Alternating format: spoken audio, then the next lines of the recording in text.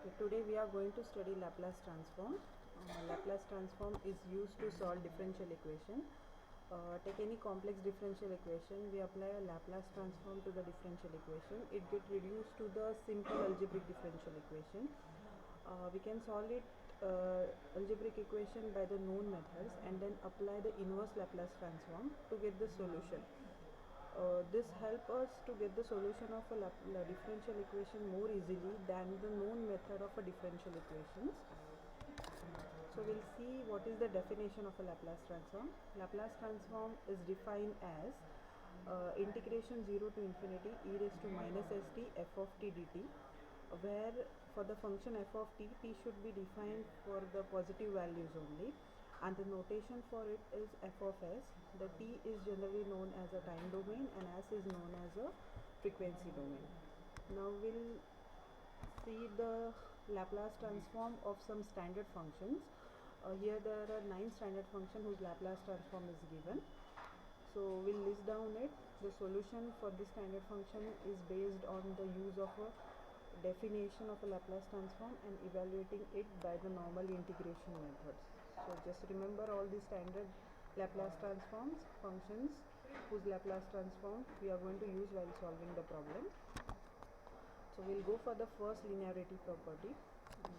It says that if a and b are the constant and f of t and g of t are the functions of t, then Laplace of a into f of t plus b into g of t is a times Laplace of f of t plus b times Laplace of g of t, provided that Laplace of f of t and Laplace of g of t exist. For this we'll see one example. Say we want the Laplace of sine omega t plus alpha. So first we'll expand sine omega t plus alpha by sine a plus b expansion. So it becomes sine omega t cos alpha plus cos omega t sine alpha. Here cos alpha is a constant, so we'll keep it outside. Laplace of sine omega t plus sine alpha, Laplace of cos omega t. Cos alpha again constant, Laplace of sine omega t, where omega is a constant, so it's omega upon s square plus omega square plus sine alpha s upon s square plus omega square, which is a Laplace of cos omega t. Then we'll go for the next property, that is change of scale property. So it says that if Laplace of f of t is f of s, then Laplace of f of at is given by 1 by a f of s by a, where a is a constant. We are changing the scale by a units.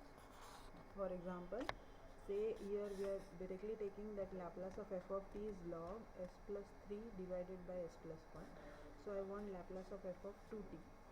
Here my a is 2, so I am using the formula 1 by a.